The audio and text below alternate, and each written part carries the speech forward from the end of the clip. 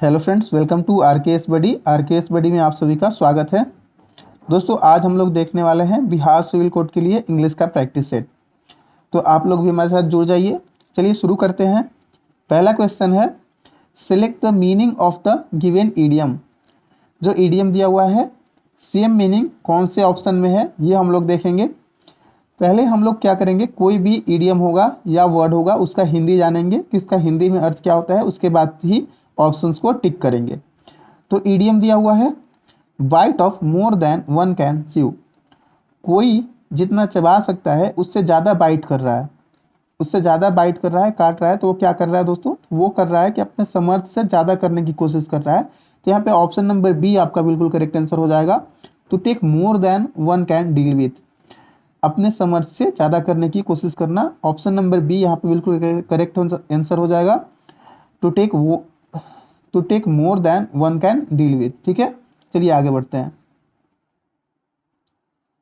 दूसरा क्वेश्चन देखेंगे। दूसरे क्वेश्चन में आपसे सिनोनिम्स पूछा गया है दिए हुए वर्ड का। वर्ड क्या दिया हुआ है, वर्ड दिया गया है कॉम्पेशन, COMPASSION। देखिए वर्ड के स्पेलिंग्स ज़्यादा इंपॉर्टेंट हो जाते हैं। तो यहाँ पे कॉम्पेशन का अर्थ क्या होता है, कॉम्पेशन का अर्थ होता है दया। तो देख लीजिए, यहाँ पे ऑप्शन ए में दिया हुआ है पीटी, बी में दिया हुआ है इंडिफरेंस, सी में दिया हुआ है हार्टलेस, डी में दिया हुआ है क्रूएल्टी। तो यहाँ पे इंडिफरेंस का पहले देखेंगे हम। तो इंडिफरेंस का मतलब हो जाता है उदासीन, हार्टलेस का मतलब होता है निर्दयता, और क्रूएल्टी का मतलब होता है क्रूरता। और यहाँ पे ऑप्शन नंबर ए बिल्कुल करेक्ट आंसर हो जाएगा। पीटी, पीटी मीन्स क्या होता है दोस्तों, पीटी मीन्स हो जाता है दया। पीटी मीन्स दया होता है इसका। और एक सिनोनिम्स होता है मर्सी, मर्सी मतलब भी दया ही होता है। तो कॉम्पेशन का पीटी हो जाएगा। ऑप्शन नंबर ए बिल्कुल करेक्ट आंसर। चलिए आगे बढ़ते हैं तीसरे क्वेश्चन की ओर। तीसरा क्वेश्चन देख सकते हैं। तीसरे क्वेश्चन में भी हमसे एंटोनिम्स पूछा गया है, यानी कि आपको अपोजिट बताना है। वर्ड दिया गया है अगोनी। अगोनी का अर्थ क्या होता है दोस्तों, अगोनी का अर्थ होता है पीड़ा, दुख, वेदना। ठीक है, तो यहाँ पे ऑप्शंस को हम देखेंगे। ऑप्शन ए में दिया हुआ है पेन, पेन का मतलब होता है दर्द। सफरिंग, सफरिंग का क्या होता है कि दुख से गुजरना, दुख को सहना सफरिंग होता है। ठीक है, एप्लीकेशन, एप्लीकेशन का अर्थ क्या होता है, हिंदी क्या होता है, एप्लीकेशन का भी हिंदी होता है पीड़ा या फिर वेदना। ठीक है, तो यहाँ पे ऑप्शन नंबर डी बिल्कुल करेक्ट आंसर हो जाएगा। प्लेजर, प्लेजर का अर्थ होता है खुशी या सुख। ठीक है, तो ऑप्शन नंबर डी बिल्कुल करेक्ट आंसर हो जाएगा। एगोनी मतलब होता है दुख या पीड़ा, तो प्लेजर मतलब हो जाएगा सुख या खुशी। ठीक है, चलिए चौथा क्वेश्चन देखते हैं। चौथा क्वेश्चन में दिया हुआ है, select the word which mean the same as the group of words given. यहाँ पे एक ग्रुप ऑफ वर्ड दिया गया है, इसमें सेम मीनिंग बताना है, यानी कि आपको वन वर्ड बताना है इस दिए हुए सेंटेंस का। तो दिया क्या गया है, दिया गया है कि intentionally starting a fire to damage something, मतलब जानबूझ के किसी चीज़ को नुकसान पहुंचाने के लिए आगजनी करना, आग लगाना। ठीक है, तो ऑप्शंस देख लेते हैं। क्राइम, क्राइम वही क्रिमिनल वाला क्राइम है। लूट, लूटना वाला ही लूट है। एक्सटिंग्विश, एक्सटिंग्विश का स्पेलिंग आपके लिए इंपॉर्टेंट हो जाता है, ध्यान से देख लीजिए। EXTINGUISH, एक्सटिंग्विश मतलब क्या होता है, बुझाना। अगर आग लगी हो तो उसको आप बुझा रहे हैं, तो उसको हम एक्सटिंग्विश कर रहे हैं। ठीक है, एक्सटिंग्विश को होता है बुझाना। और यहाँ पे ऑप्शन नंबर डी बिल्कुल करेक्ट आंसर हो जाएगा। आर्सनल, आर्सनल का हिंदी क्या होता है, आर्सनल का मतलब होता है आगजनी करना, जानबूझ के आगजनी करना। जो प्रोटेस्ट वगैरह में जानबूझ के आगजनी किया जाता है, बस वगैरह जलाया जाता है, तो उसके लिए आर्सनल का यूज किया जाता है। ठीक है, चलिए आते हैं पांचवें क्वेश्चन की ओर। तो पांचवें क्वेश्चन देख सकते हैं। इसमें आपको फिल इन द ब्लैंक्स करना है, मतलब ब्लैंक्स को फिल करना है। चलिए क्या दिया हुआ है, दिया हुआ है the authorities have fill in the blanks into this incident. ठीक है, जो अथॉरिटी है खाली स्थान, इस इंसिडेंट के बारे में क्या कर रही है। तो ऑप्शंस देखेंगे। इवेल्युएट है, EVALUATED, इवेल्युएटेड। तो यहाँ पे इवेल्युएटेड का मतलब होता है मूल्यांकन करना। ठीक है, क्या होता है, मूल्यांकन करना। सबका पहले हिंदी जानेंगे। टेस्टेड, टेस्टेड का मतलब भी होता है जांच करना। प्रोब्ड का मतलब भी जांच करना, और एग्जामिन्ड का मतलब भी जांच करना। तो देखिए ये तीन का तो मीनिंग सेम निकल रहा है, लेकिन यहाँ पे सेंटेंस के हिसाब से चलेंगे। सेंटेंस में हैव लगा हुआ है, तो वर्ब में भी थ्री लगेगा। ठीक है, ध्यान रखिएगा, वर्ब में भी थ्री लगेगा और यहाँ पे इनटू दिया हुआ है, तो किसके साथ इनटू का यूज होता है ये भी देखेंगे। तो यहाँ पे प्रोब्ड बिल्कुल करेक्ट आंसर हो जाएगा। प्रोब्ड के साथ यहाँ पे देखिए V3 लगा हुआ है, प्रोब का प्रोब्ड हो रहा है, और प्रोब्ड के साथ इनटू का यूज किया जाता है। कहीं कहीं एग्जामिन के साथ भी इनटू का यूज किया जाता है, लेकिन यहाँ पे ऑप्शन नंबर सी करेक्ट करेंगे हम लोग, ठीक है। चलिए आगे बढ़ते हैं छठे क्वेश्चन की ओर। तो गाइस छठा क्वेश्चन देख सकते हैं। छठा क्वेश्चन में आपको रॉन्गली स्पेल्ड वर्ड को चुनना है, जो जिसका स्पेलिंग इनकरेक्ट है उसको चुनना है। तो आइए यहाँ पे देखिए ऑप्शन नंबर ए में है लीजर, LEISURI सॉरी, तो ये तो बिल्कुल करेक्ट है। जजमेंट का स्पेलिंग भी बिल्कुल करेक्ट है, JUDGMENT। लाइसेंस का भी बिल्कुल करेक्ट है, LICENSE। यहाँ पे इंडिपेंडेंट का देख लेते हैं, INDEPENDANT दिया हुआ है, यहाँ पे DA नहीं होगा, DE होगा, ठीक है, ध्यान रखिएगा। इंडिपेंडेंट, तो यहाँ पे ऑप्शन नंबर डी बिल्कुल करेक्ट आंसर हो जाएगा। इंडिपेंडेंट में यहाँ पे रॉन्ग था, जो स्पेस का स्पेलिंग था गलत था, तो यहाँ पे INDEPENDENT इंडिपेंडेंट होगा, ध्यान रखिएगा। चलिए आगे लोग सातवां क्वेश्चन देखते हैं। सातवें क्वेश्चन में भी आपको एंटोनिम बताना है, यानी कि अपोजिट बताना है। वर्ड क्या दिया हुआ है? वर्ड दिया हुआ है एग्रीमेंट, AGREEMENT, एग्रीमेंट।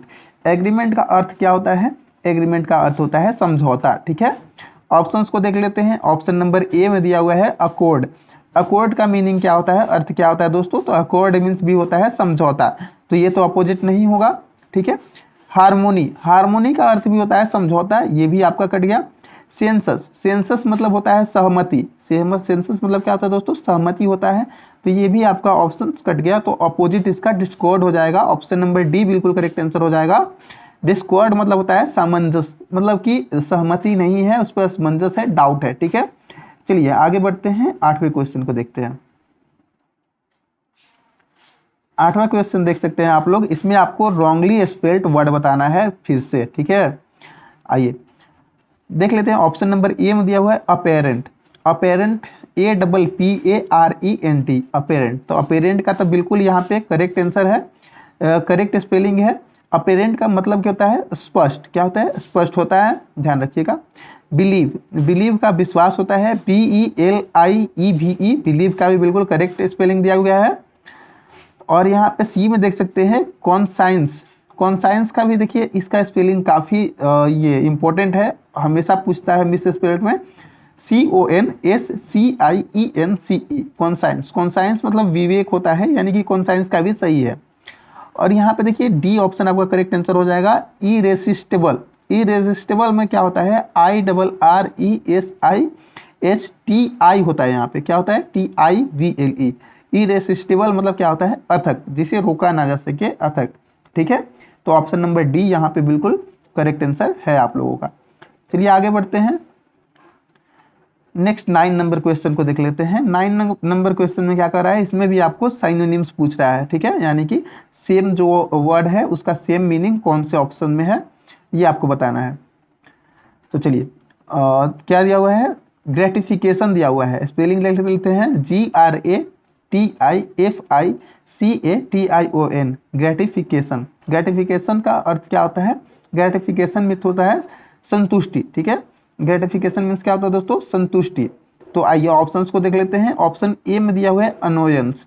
एनोयंस दिया हुआ है, एनोयंस का मतलब होता है सताना या फिर चिढ़ाना, ठीक है, एनोय करना, परेशान करना, ठीक है, ध्यान रखिएगा। ऑप्शन नंबर बी में दिया हुआ है सेटिस्फेक्शन। सेटिस्फेक्शन क्या होता है? संतुष्टि, संतुष्टि। तो यहाँ पे ऑप्शन नंबर बी बिल्कुल करेक्ट आंसर हो जाएगा। बाकी दोनों ऑप्शंस का भी मीनिंग हम लोग देखते हैं। यहाँ पे डिससेटिस्फेक्शन, डिससेटिस्फेक्शन मतलब होता है असंतुष्ट, और कॉम्प्लेंट, कॉम्प्लेंट का मतलब होता है शिकायत, ठीक है। तो ऑप्शन नंबर बी बिल्कुल करेक्ट है यहाँ पे। चलिए आगे बढ़ते हैं 10वें क्वेश्चन की ओर। तो 10वां क्वेश्चन देखेंगे यहाँ पे, इसमें भी आपका ईडीएम दिया हुआ है और इसका मीनिंग आपको इसमें से बताना है ऑप्शंस में से। क्या दिया हुआ है? Under the gun, under the gun.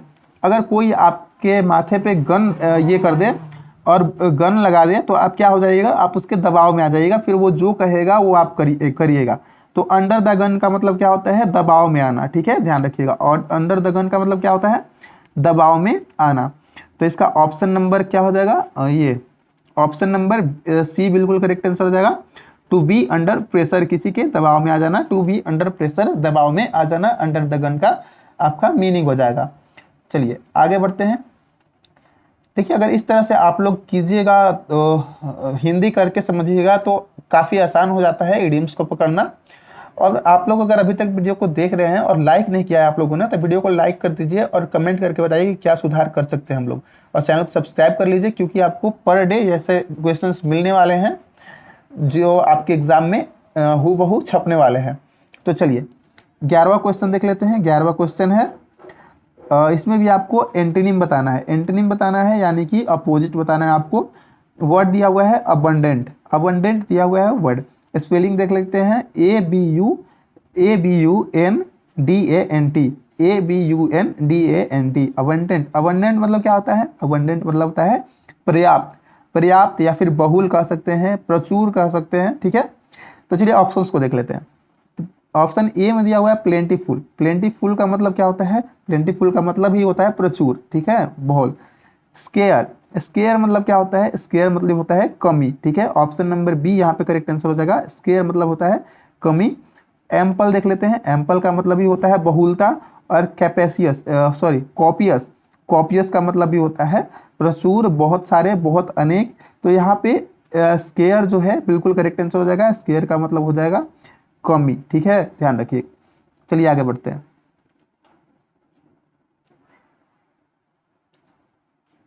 आगे 12वां क्वेश्चन देख सकते हैं। 12वें क्वेश्चन में भी आपका ईडीएम दिया हुआ है। क्या ईडीएम दिया हुआ है? ईडीएम दिया गया है piece of cake. Piece of cake, इसका हिंदी क्या हो सकता है? पीस ऑफ केक का मतलब होता है काफी आसान, बहुत ही ज्यादा आसान। तो पीस ऑफ केक, केक का मतलब हो जाएगा something very easy, something very easy. Option number c बिल्कुल करेक्ट आंसर हो जाएगा। देखिए दोस्तों क्वेश्चंस का लेवल अभी तक हमने इजी ही रखा है, थोड़ा सा मॉडरेशन लाएंगे आगे जैसे जैसे वीडियो आएगा। तो आप लोग जुड़ जाइए, चैनल सब्सक्राइब कर लीजिए और वीडियो को लाइक जरूर कीजिएगा। चलिए आगे बढ़ते हैं 13वें क्वेश्चन की ओर। तो 13वां क्वेश्चन देख सकते हैं। 13वें क्वेश्चन में आपको क्या करना है? सिनोनिम्स बताना है वर्ड का। दिया हुआ जो वर्ड है उसका सिनोनिम्स बताना है। वर्ड क्या दिया हुआ है? तो वर्ड दिया गया है इंटीग्रेशन। इंटीग्रेशन स्पेलिंग देखेंगे INTEGRATION, इंटीग्रेशन। तो इंटीग्रेशन का हिंदी क्या होता है दोस्तों? इंटीग्रेशन का मीनिंग क्या होता है? इंटीग्रेशन का अर्थ होता है एकीकरण, ठीक है। तो यहाँ पे ऑप्शंस देखेंगे। ऑप्शन ए में है यूनिफिकेशन। तो यूनिफिकेशन का अर्थ हो जाता है एकीकरण, ठीक है। तो यहाँ पे सिनोनिम्स पूछ रहा था और सिनोनिम्स यहाँ पे दिया भी हुआ है ऑप्शन नंबर ए में। यूनिफिकेशन का मतलब ही होता है इंटीग्रेशन यानी कि एकीकरण। चलिए बाकी के ऑप्शंस को देख लेते हैं। सेग्रेशन, सेग्रेशन का अर्थ होता है क्या? अलगाव, ठीक है। डिवीजन, डिवीजन का अर्थ है भाग, बंटवारा, ठीक है। सेपरेशन का मतलब भी होता है बंटवारा या भाग, अलग होना, ठीक है। तो ये तीनों एक की तरह के हैं और ये ऑप्शन नंबर ए बिल्कुल करेक्ट आंसर हो जाएगा। यूनिफिकेशन आपका यानी कि ये एकीकरण होगा, ठीक है। चलिए आगे बढ़ते हैं, 14वें क्वेश्चन की ओर चलते हैं। 14वां क्वेश्चन देख सकते हैं। क्वेश्चन है कि identify grammatical error from the given options. यहाँ पे एरर आपको छांटना है। एरर आपको बताना है कि किस ये में किस पार्ट में एरर है। क्या दिया है? Most of the fresh water lake in India are in the Himalayan region. तो देखिए यहाँ पे बोला जा रहा है कि most of the fresh water lake, मतलब ज्यादातर जो फ्रेश वाटर लेक होती है, झील होती है इंडिया में, वो हिमालय से निकलती है, हिमालय रीजन की होती है। तो यहाँ पे देखिए एक चीज जान लीजिए आप लोग, जब भी मोस्ट ऑफ द लिखा रहेगा, मेनी ऑफ द लिखा रहेगा, तो वहां पे जो नाउन होगा वो प्लूरल होगा, ठीक है। तो यहाँ पे फ्रेश वाटर लेक नहीं होगा, फ्रेश वाटर लेक्स होगा, ठीक है। तो यहाँ पे ऑप्शन नंबर बी में गलत है, बी में एरर है। यहाँ पे क्या होगा? फ्रेश वाटर लेक्स होगा। यहाँ पे लेक में जो है एस लगा हुआ होना चाहिए था, तो ये करेक्ट होता, ठीक है। यानी कि most of the, many of the, one of the के साथ वर्ब का प्लूरल रूप आता है, यानी कि प्लूरल वर्ब यूज होता है, ठीक है, ध्यान रखिएगा। चलिए आगे बढ़ते हैं, लास्ट, आज का लास्ट क्वेश्चन देखेंगे। लेकिन अगर आप लोगों ने अभी तक वीडियो को लाइक नहीं किया है तो वीडियो को लाइक कर लीजिए। चलिए तो चलिए हम अब 15वां क्वेश्चन देखेंगे। 15वां क्वेश्चन है कि select the word which mean the same. यानी कि आपको इसमें भी वन वर्ड बताना है, चारों ऑप्शंस में से कौन सा ये वन वर्ड होगा। तो पढ़ लेते हैं, क्या दे रहा है, ए सेंटिमेंटल लॉगिंग और wistful affection for a period in the past. इसका हिंदी समझेंगे, कह रहा है कि सेंटिमेंटल लॉगिंग और wistful affection for a period in the past, यानी कि बीते हुए वक्त की याद या फिर अतीत की झलक में खोए रहना। तो इसको क्या कहते हैं, इसको हम लोग कहते हैं नॉस्टैल्जिया। ठीक है, ध्यान रखिएगा, नॉस्टैल्जिया कहते हैं। तो आज हमारा ये सेशन खत्म होता है यहीं पे। अगर आप लोगों को वीडियो अच्छा लगा होगा तो वीडियो को लाइक कीजिएगा, सब्सक्राइब कर लीजिएगा चैनल को, और आप लोगों को ऐसे वीडियो रोज चाहिए होगा तो आप लोग कमेंट करके बोलिएगा कि सर रोज कराया जाए ऐसे वीडियो को। ठीक है, तो चलिए मिलते हैं नेक्स्ट वीडियो में, तब तक के लिए थैंक यू, धन्यवाद।